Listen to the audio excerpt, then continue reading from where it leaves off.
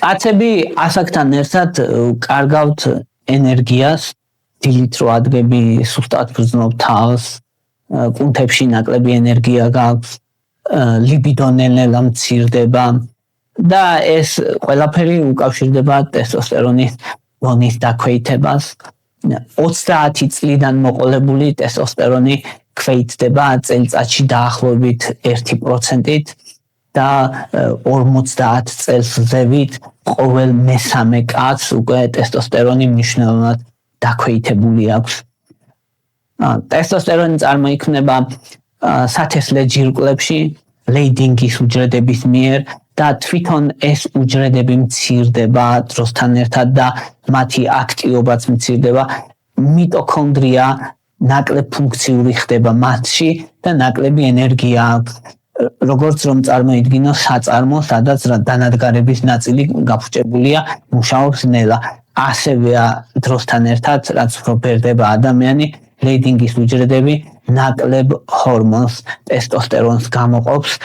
მეორე პრობლემა არის თავში, თავის ტვინით ნელ-ნელა უფრო ცოტა ჰორმონებს გამოყოფს, რომელიც ასტიმულირებს სათესლე ჯირკვლებს და ეს ჰორმონები პულსად გამოიყოფა ერთ ბაშად გამოფრქვევასავითა და ეს გამოფრქვევები მცირდება ასაკთან ერთად. დიდი მნიშვნელობა აქვს წონასაც, რაც უფრო წარწონიანი ადამიანი, მით უფრო ნაკლები ტესტოსტერონი აქვს, რადგან ტესტოსტერონი გარდაიქმნება ესტროგენებად ცხიმში და ეს ცხიმი, ეს ესტროგენები ტვინს აწვდის ინფორმაციას, რომ აღარ გამოყოს ეს სტიმულანტი, რაც ასტიმულირებს სათესლე ჯირკვლებს. უარყოფითი უკავშირი ქვია ამას. ასევე როცა ადამიანს ნაკლებად ძინავს, ალკოჰოლს იღებს, ორგანიზმში ანთება აქვს, ორგანიზმი ტოქსინებს ებრძვის და ასე მრავალმა მოვლენამ შეიძლება გამოიწვიოს ტესტოსტერონის დაქვეითება დროსთან ერთად და ეს გარდაუვალი და უნივერსალურია, ყველა კაცს ემართება. აი ზუსტად ამიტომ დღეს გეტყვით 7 ყველაზე ეფექტურ გზას, რაც ნამდვილად ეფექტურია და არა ტრუხა, რაც ასევე ნამდვილად უმატებს ადამიანს ტესტოსტერონს და რაც კვლევებით შემოწმებულია ბევრჯერ და დადგენილია. პირველი და ყველაზე მთავარი არის ძალისმიერი ვარჯიშები. ძალისმიერი ვარჯიშები ზრდის ტესტოსტერონის დონეს.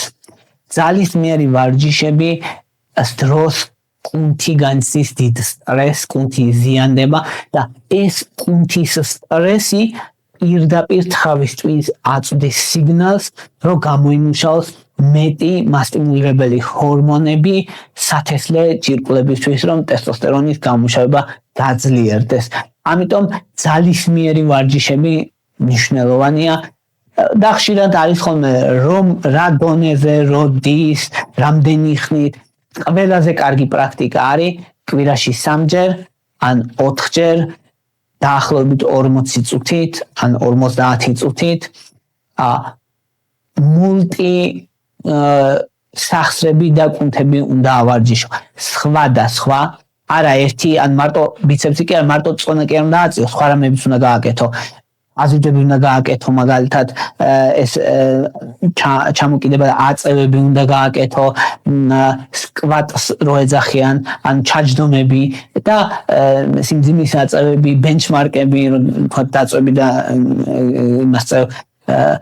ანუ სხვადასხვანაირი ძალისმიერი ვარჯიშები, რომ ყველა კუნთი ავარჯიშო და თითო კუნთის ვარჯიში უნდა იყოს შენი წონის დაახლოებით, შენი კუნთის ძალის 80%-ის სიმძიმის უნდა იყოს დაახლოებით. ანუ თუმე შემიძლია 100-იანის აწევა, 100-იანი გირის, თქვათ, 80 კილოიანი უნდა ავწიო. 5-ჯერ დაახლოებით 5-დან 10-მდე გააჩნია როგორ ხარ მომზადებული და 3 მისვლა. და თითო მისვლებს შორის 90 წამი შუალედი დაახლოებით წუთნახევარი. შეიძლება ცოტა მეტიც, ზოგიერთ ცოტა ნაკლებიც. და აი ესე უნდა გააკეთო კუნთების თითო ჯგუფისთვის. მაგალითად, ხო, ავიწიე 7-ჯერ ესე მერე მეორეჯერაც ავიწია 7-ჯერ, მესამეჯერაც ავიწია 5-ჯერ.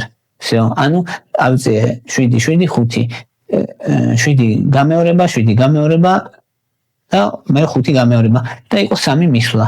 ანუ 3 მისვლაზე 5-დან 10-მდე ან 12-მდე გამეორება. ეს არის ოქროს სტანდარტი, რაც მიიჩნევა. მეორე ყველაზე მნიშვნელოვანი რისი გაკეთებაც შეგიძლია ტესტოსტერონის მომატებისთვის არის წონაში კლება მარტივი ფორმულა, რაც მეტი წონა გაქვს, მით ნაკლები ტესტოსტერონი. დოზა დამოკიდებული ურთიერთობა. რაც მეტი წონა გაქვს, მით ნაკლები ტესტოსტერონი გაქვს. ანუ უკუ პროპორციული დამოკიდებულება, მაგრამ ასეა. ადამიანები, კაცები, რომლებიც არიან ჭარბწონიანები, ყოველ მეორეს მნიშვნელოვანი ტესტოსტერონის დეფიციტი აქვს. ყოველ მეორეს. და არის ფიქრო, რომ ცოტა ჭარბწონას არა უშავს ადამიანების, რომელსაც ცოტა ჭარბი წონა აქვს, ანუ ხო იტყვიან ხოლმე, რომ აი იცი რა არის არაფერი ისეთი, მაგრამ ცოტა ღიპია ჩემ ქმარს, ან რაღაც ესე. ხო, ეგეც ზრდის ტესტოსტერონის დეფიციტს. დაახლოებით 10% ამცირს ტესტოსტერონის დეფიციტს. რატომ ხდება? იმიტომ რომ ცხიმში ტესტოსტერონი გარდაიქმნება ესტროგენებად და ეს ესტროგენები ძლიერი სიგნალია თავისთვის, რომ შეწყვიტოს gonadotropin releasing factor-ის გამომუშავება, მერე ის მალთეიზინირებელი ჰორმონის გამომუშავებას შეწყვეტს, შეამცირებს და ის სათესლე ჯირკვლებს აღარ ასტიმულირებს. მივიღებთ შედეგად ნაკლებ ტესტოსტერონს.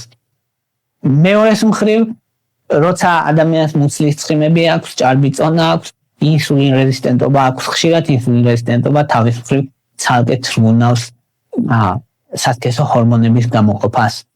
ასევე ანთების მედიატორების გამოყოფს მუცლის ცხიმები და ეს ანთების მედიატორები ზრდის სტრესს ორგანიზმზე და ეს ცალკე ამცირებს ტესტოსტერონის დონეს.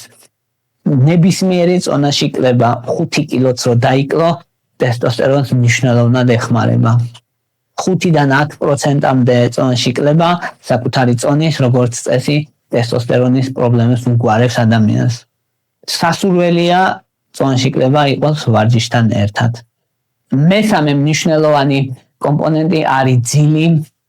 ძილში გამოიყოფა ტესტოსტერონი ღრმა ძილის ფაზაში. პირველი 3 საათია ყველაზე მნიშვნელოვანი. პირველი 3 საათის განმავლობაში, როცა ღრმად ეძინება ადამიანს, მაგ დროს გამოიყოფა ყველაზე ბევრი ტესტოსტერონი. ამიტომ ძილი მნიშვნელოვანია. 7 საათზე მეტი უნდა გეძინოს და 9 საათზე ნაკლები. ეგ არის იდეალური. მათ შორის ღრმა ძილი უნდა იყოს, რა თქმა უნდა. შეიძლება საწოლში იწვეთ 11 საათი, მაგრამ ტესტოსტერონი არ გამოიყოს საკმარისი რაოდენობით. ღრმა ძილია მნიშვნელოვანი აქ. და აქვე კითხვა იქნება, რომ რითი შეიძლება დავასტიმულიროთ ღრმა ძილი, მარტივი საშუალებები რაც შეიძლება, გარდა იმისა, რომ არ ვამბობ ძილის ჰიგიენას, რომ სიბნელო თახში უნდა გეძინოს, ძილის წინ ტელეფონი არ უნდა გქონდეს, სინათლე არ უნდა ენთოს და დრილი უნდა იყოს ოთახი და ასე ძილი და ერთგვარ დროს დაწვე, ეს ძილის ჰიგიენის ნაწილია. ძილის ჰიგიენის გარდა მაგნიუმის ციტრატი დაახლოებით 200-დან 400 მგ-მდე ძილის წინ აძლიერებს ღრმა ძილის ფაზას. გლიცინი 3 გრამი ძილის წინ ასევე ეხმარება ღრმა ძილს და L-თეანინი 200-დან 400 მგ-მდე ასევე ძილის წინ ამ დამამშვიდებლად მოქმედებს, რელაქსაციას ახდენს ორგანიზმის სედაციის გარეშე და ღრმა ძილს ეხმარება. მეოთხე კომპონენტი არის D-ვიტამინი და თუთია. ესენი ერთად მოვათავსე, რადგან ორივე ნახევარ საქმეს აკეთებს. თუ ადამიანს D-ვიტამინის დეფიციტი აქვს, მაშინ D-ვიტამინი მნიშვნელოვნად ზრდის ტესტოსტერონის დონეს. თუ ადამიანს D-ვიტამინი აქვს 20 ნანოგრამ მილilitrზე ნაკლები, D-ვიტამინის მიღება დაახლოებით დღეში 2000-დან 3000 საერთაშორისო ერთეულამდე მნიშვნელოვნად ზრდის ტესტოსტერონის დონეს. თუთია ასევე მნიშვნელოვანია. თუთია ტესტოსტერონის სინთეზისთვის მნიშვნელოვანია და ქოლესტერინიდან ტესტოსტერონის სინთეზში მონაწილეობს ფერმენტებისთვის არის აუცილებელი თუთია. ამიტომ კაცებისთვის განსაკუთრებით 30 მგ თუთია 1-2 მილიგრამ სპილენძთან ერთად თუ ხანგრძლივი დროის განმავლობაში იღებ. თუ 8 კვირაზე ნაკლებ ხანს იღებ, მაშინ შეგიძლია სპილენძის გარეშეც მიიღო. იმიტომ რომ სპილენძთან ერთად იმიტომ იღებენ ხოლმე რომ სპილენძის დეფიციტი არ გამოიწვიოს. მეხუთე არის მაგნიუმი. მაგნიუმი ეხმარება ტესტოსტერონის მომატებას, იმიტომ რომ ტესტოსტერონი რა ცილებსაც უკავშირდება, მაგნიუმსაც შეუძლია იმ ცილებს შეუკავშირდეს და ამიტომ კონკურენციას უწევს და ამიტომ თავისუფალი ტესტოსტერონი მეტია, თავისუფალი ტესტოსტერონი ნიშნავს მეტ მოფუნქციონირე ტესტოსტერონს, ასევე ლეიდინგის უჯრედების სტიმულაციას ეხმარება, რომელიც ტესტოსტერონს გამოყავს და გამოიმუშავებს. საუკეთესო პრაქტიკა არის 400 მილიგრამი. საუკეთესო პრაქტიკა არის მაგნიუმის გლიცინატი ან ციტრატი 400 მილიგრამი რაოდენობით დღეში 2 დოზად, დილიდან საღამოთი ან მარტო საღამოთი 400 მილიგრამი ან 200 დილით და საღამოთი. ორივე შესაძლებელია. მაგნიუმის გლიცინატი მიიჩნევა უკეთესად, ვიდრე მაგნიუმის ციტრატი. მაგნიუმის ციტრას მცირედ საფაღარათო მოქმედება გააჩნია. მაგნიუმის ციტრატს სუსტად გამოხატული საფაღარათო მოქმედება გააჩნია, ამიტომ მაგნიუმის გლიცინატი მიიჩნევა უპირატესად. მეექვსე არის ფენუგრიკი. ფენუგრიკი არის ესეთი საკვები დანამატი.